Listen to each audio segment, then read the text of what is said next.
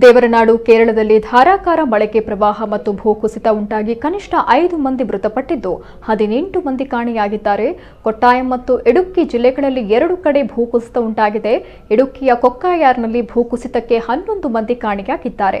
ಇನ್ನು ತೋಡುಪುರದ ಕಂಜಾರ್ನಲ್ಲಿ ಭಾರೀ ಪ್ರವಾಹಕ್ಕೆ ಕಾರು ಕೊಚ್ಚಿ ಹೋಗಿದ್ದು ಅದರಲ್ಲಿದ್ದಂತಹ ಓರ್ವ ಪುರುಷ ಮತ್ತು ಮಹಿಳೆ ಕಾಣೆಯಾಗಿದ್ದಾರೆ.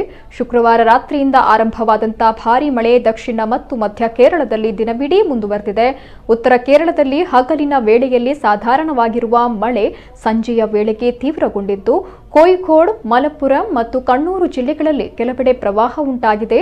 ಭಾರತೀಯ ಹವಾಮಾನ ಇಲಾಖೆ ವರದಿ ಪ್ರಕಾರ ನಿನ್ನೆಯ ಭಾರೀ ಮಳೆಯು ಕೇರಳ ಕರಾವಳಿಯಲ್ಲಿ ಆಗ್ನೇಯ ಅರಬ್ಬಿ ಸಮುದ್ರದ ಮೇಲೆ ಇರುವಂತಹ ಕಡಿಮೆ ಒತ್ತಡದ ಪ್ರದೇಶ ಮತ್ತು ಅದಕ್ಕೆ ಸಂಬಂಧಪಟ್ಟಂತ ಚಂಡಮಾರುತದ ಪರಿಚಲನೆಯಿಂದ ಉಂಟಾಗಿದೆ ಅನ್ನುವಂಥದ್ದು ತಿಳಿದು ಬಂದಿದೆ.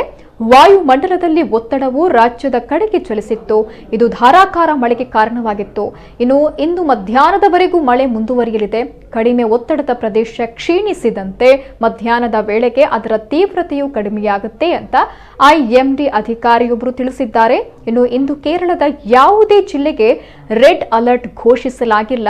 ಪತ್ತನಂತಿಟ್ಟ, ಆಲಪ್ಪುಳ, ಕೊಟ್ಟಾಯಂ, ಇಡುಕ್ಕಿ, ಮಲಪ್ಪುರಂ, ಕಣ್ಣೂರು ಮತ್ತು ಕಾಸರಗೋಡು ಜಿಲ್ಲೆಗಳಲ್ಲಿ ಯೆಲ್ಲೋ ಅಲರ್ಟ್ ಅನ್ನು ಘೋಷಿಸಲಾಗಿದೆ.